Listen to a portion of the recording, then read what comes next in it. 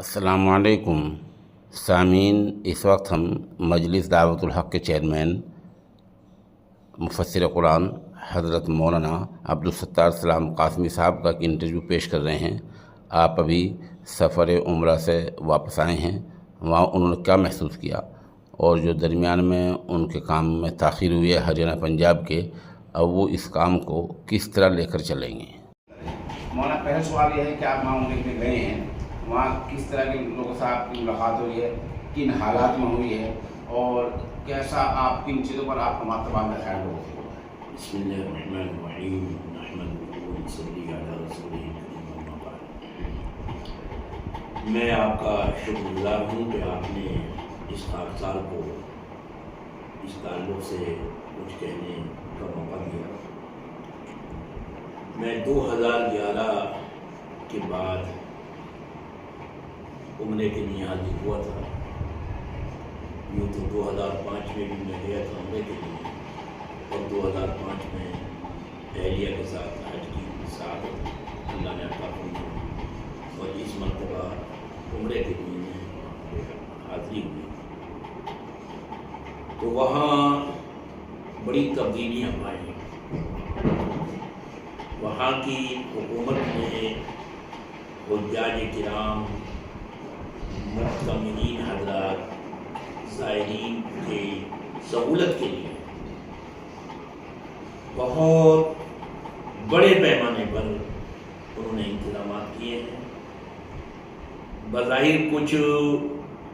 پابندیاں بھی نظر آتی ہیں، دشواریاں بھی اس میں حجاج اور معتمرین کو محسوس ہوتی ہیں، لیکن وہ بھی در حقیقت دوسرے تمام حضرات کو آرام پہنچانے کے تناظر میں اگر دیکھا جائے تو وہ بہت ضروری ہے۔ جیسے کہ اس سے پہلے جب میں وہاں گیا تھا تو حرم میں کوئی بھی احرام پہنے ہوئے محرم ہو یا غیر محرم ہو، سب کو جانے کی اجازت تھی اندر مطاف میں، لیکن اس مرتبہ انہوں نے یہ پابندی کی ہے لوگوں کی کثرت، لوگوں کے اجتہام کی وجہ سے، کہ صرف جو محرم ہیں وہی مطاف میں جا سکتے ہیں، غیر محرم مطاف میں نہیں جا سکتے، ان کو پھر اوپر جا کر ان کے لیے الگ راستہ ہے طواف کے لیے، ان کے لیے مخصوص راستہ، اگرچہ وہ خاصا طویل ہے لیکن یہ دوسرے لوگوں کی سہولت کے لیے کیا گیا ہے۔ تو الحمدللہ اللہ نے بڑی کرم فرمائی کی، اور حدیث پاک میں آتا ہے کہ خانہ کعبہ کو پہلی مرتبہ جب آپ کی نظر پڑے تو جو بھی دعا مانگے وہ قبول ہوتی ہے۔ تو الحمدللہ اس بندہ عاجز اور بندہ گناہگار نے اللہ کے گھر کو دیکھتے ہی جو دعا مانگی،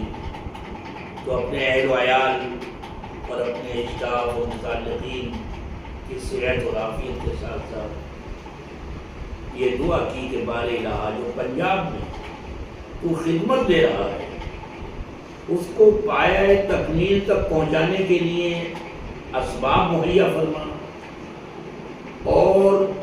پنجاب کی ہر مسجد جو مقبوضہ ہے، جو دوسروں کے قبضے میں ہے، جو لوگوں کی رہائش گاہیں بن چکی ہیں،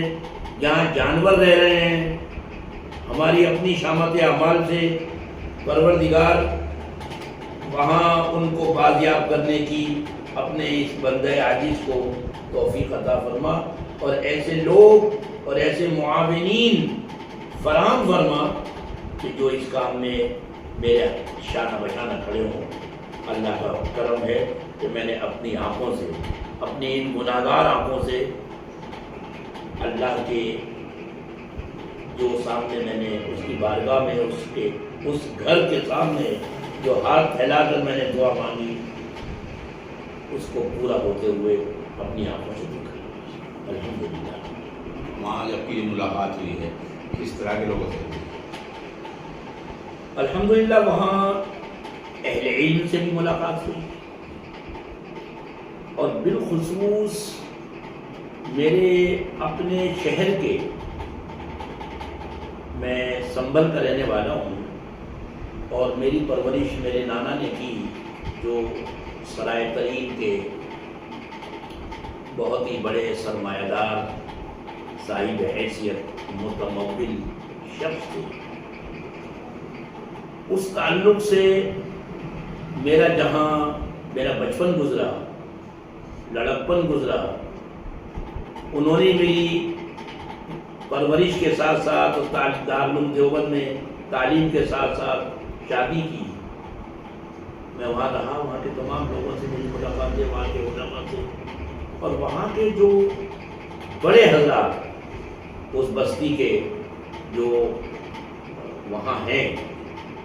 اور ہمارے نانا کا ان سے بڑا گہرا تعلق، اس تعلق سے ہم بھی ان کو نانا ہی سمجھتے تھے، نانا کے دوست نانا۔ تو ان کے صاحبزادے ریاض میں وہ مقیم ہیں، اور بہت مشہور و معروف شخصیت ہیں، ندیم ترین کے نام سے۔ اللہ نے ان کو بہت نوازا ہے، دین سے بھی دنیا سے۔ بنیادی طور پر وہ ایلیگیرین ہیں، لیکن علم علماء کے بڑے قدردان۔ تو میں نے نام سنا تھا ان کا، اور ان کے چھوٹے بھائی یہاں علی گڑھ میں رہتے ہیں، تو ان سے بھی میری ملاقات تھی، اور وہ دہلی میں تشریف بھی لائے 2 مرتبہ۔ تو میری دلی تمنا تھی کئی سال سے کہ میں ان سے ملوں، اور جو پنجاب میں یہ بیڑا اٹھایا ہے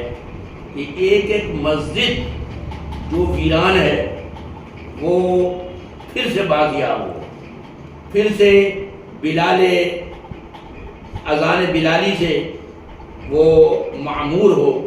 اور قال اللہ اور قال رسول کی صدائیں جیسے تقسیم ملک سے پہلے وہ مساجد آباد تھی، وہ پھر سے بازیاب ہوں، آباد ہوں۔ یہ میری دلی تمنا ہے۔ تو اس کے لیے میری دلی تمنا تھی کہ میں ان کے سامنے یہ چیز رکھوں۔ تو الحمدللہ میری ان سے ملاقات ہوئی، اور اللہ کا بڑا کرم ہے، میرا جو ہے وہ دل ان کے لیے جذبات تشکر سے معمور ہے کہ انہوں نے میرا بہت ہی، یعنی جس میں معیار کا سمجھتا تھا اور جو میں ذہن میں تھا، اس سے کہیں بڑھ کر انہوں نے میرا اکرام کیا اور میرا تعارف کرایا۔ اور انہوں نے کہا کہ ہم ہندوستان آئیں گے عرب حضرات کو لے کر، اور آپ کا کام جو ہے آپ سے ملاقات کریں گے، اور جو ہے آ کر دیکھیں گے۔ تو مجھے خوشی ہے اس بات کی کہ میری ان سے ملاقات ہوئی، الحمدللہ اللہ کی رضا کے لیے۔ میں تو یہی چاہتا ہوں کہ اس ملک کی ہر مسجد میں اصول کے مطابق، شور شرابے کے بغیر، برادران وطن اس وقت خاص کر پنجاب میں وہ بالکل ہمارے شانہ بشانہ کھڑے ہوئے ہیں، اور ہر طرح وہ تعاون دینے کے لیے اخلاقی وہ تیار ہیں اور کرتے ہیں۔ تو الحمدللہ مجھے بڑی خوشی ہوگی وہ حضرات اگر تشریف لائیں عرب حضرات کو لے کر، اور وہ ملاقات ہو ہماری ان سے یہاں اس سرزمین پر۔ آپ وہاں تشریف لے گئے، آپ لے گئے ہیں، دیار رسول میں آپ تشریف لے گئے ہیں، آپ ماشاءاللہ عربی زبان کے نامور رہے ہیں، ماہر ہیں۔ کیا پایا؟ ہمارے لوگ بات چیت کرتے ہیں، وہ عربی جو قرآن و حدیث کی ہے اور قدیم دور کی ہے عربی زبان کی، اور جو آج ہے کچھ فرق ہے؟ جی ہاں محترم بلال صاحب، بڑا فرق ہے، لیکن یہ فرق 2 طرح کا ہے۔ جو وہاں اہل علم ہیں وہ وہی عربی بولتے ہیں جو قرآن و حدیث کی عربی ہے، جو معیاری عربی ہے۔ لیکن جو دارجہ کہلاتی ہے، چالو، تو وہ ایسی ہے جیسے ہمارے گاؤں گراؤں دیہات میں جس طرح بولی جاتی ہے، تو اس میں اور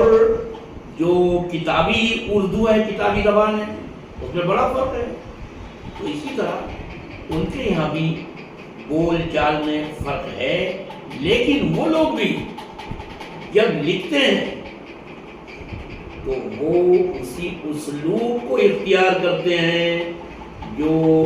قرآن و حدیث والا اسلوب ہے، جو قرآن و حدیث والی عربی ہے۔ میں جب ان لوگوں سے مخاطب ہوتا تھا، ہم کلام ہوتا تھا، تو وہ بڑے متعجب ہوتے تھے کہ صاحب آپ کو ہم ہندوستانی تسلیم ہی نہیں کر سکتے، آپ جس طرح عربی بول رہے ہیں، جس طرح آپ عربی میں بات کرتے ہیں اور بات کر رہے ہیں، تو ایسی عربی تو یہاں کے اہل عرب بھی نہیں بولتے، یہ ان کا تعصب تھا۔ میں نے کہا بھائی ایسا نہیں ہے، یہ تو آپ کا حسن ظن ہے، لیکن اگر کچھ میرے منہ سے کوئی الفاظ صحیح نکل رہے ہیں اور آپ ان کو پسند کر رہے ہیں تو یہ صرف اللہ کا کرم ہے اور میری مادر علمی دارالعلوم دیوبند کا طفیل ہے۔ میرے اساتذہ اور بالخصوص حضرت مولانا وحید الزماں صاحب کیران بھی، میں کیران میں نہیں بیٹھا ہوں، میں آپ کے شہر میں بیٹھا ہوں، تو مولانا وحید الزماں صاحب کیران بھی رحمہ اللہ، جن کو مجھ پر بڑا اعتماد تھا، بڑا وہ اعتماد کرتے تھے، چنانچہ القاموس الجدید اردو عربی کی تصحیح اور تحقیق اور تنقیح اور مراجعات کے حوالے سے انہوں نے پہلے صفحے پر ذکر بھی کیا ہے اس ناکارہ کا ذکر۔ تو یہ ان کی محنت اور ان کی توجہ ہے، اور در حقیقت تو مادر علمی ہے، مجھے سلام ہے اس کی عزت اور عظمت کو۔ آپ مذہب آ گئے ماشاء اللہ، ہریانہ پنجاب میں آپ کا بڑا کام ہے، عبادت گاہوں کی کافی خلا ہو گیا، پروگرام آ گئے، کیسا آپ وہاں کام کو لے؟ جی الحمدللہ، آج بھی میں نے وہاں فون کیا، کل بھی وہاں فون کیا، اور وہاں بیس بن چکا ہے جو مسجد سرہند میں جہاں مسجد مراد میں، جہاں پچھلے دنوں رمضان کی 25ویں شب میں، جبکہ میں سعودی عرب تھا، مکہ پہنچ چکا تھا عمرے کے لیے، تو وہاں قرآن کریم سن 47 کے بعد پہلی مرتبہ الحمدللہ وہاں قرآن کریم پورا پڑھا گیا تراویح میں، ورنہ تو الحمدللہ سے ہو رہی تھی سمجھے، اور چند لوگ آ جاتے تھے، تو وہاں الحمدللہ بیس کا کام ہو چکا ہے، اور اب دیواریں کھڑی ہوں گی اور انشاءاللہ اس کی چھت پڑے گی، اور انشاءاللہ العزیز وہاں مسجد بنے گی، کیونکہ وہاں فوری ضرورت ہے، لوگوں کے تقاضے ہیں۔ میں نے کل بھی فون کیا، آج بھی فون کیا، تو انشاءاللہ اہل خیر حضرات انشاءاللہ متوجہ ہوں گے، جن حضرات نے اب تک کیا ہے، اور ان کے لیے میں نے دعائیں کی، بہت کچھ دعائیں کی، اللہ گواہ ہے، وہاں حرم میں بیٹھ کر، وہاں اسی طرح مدینہ منورہ کہ جن کے مالی تعاون سے میں اس مرحلے تک پہنچا، اللہ نے پہنچایا، اور انشاءاللہ العزیز آگے بھی یہ کام بڑھے گا، مکمل ہوگا۔ تو جہاں ضرورت ہے، اس لیے کہ قادیانی برابر میں وہ بیٹھے ہوئے اپنا جال بن رہے ہیں، تو انشاءاللہ العزیز کام کی رفتار ابھی ہفتے عشرے کے بعد ہی انشاءاللہ وہاں کا دورہ میں کروں گا، اور کام انشاءاللہ تیز رفتاری کے ساتھ ہوگا۔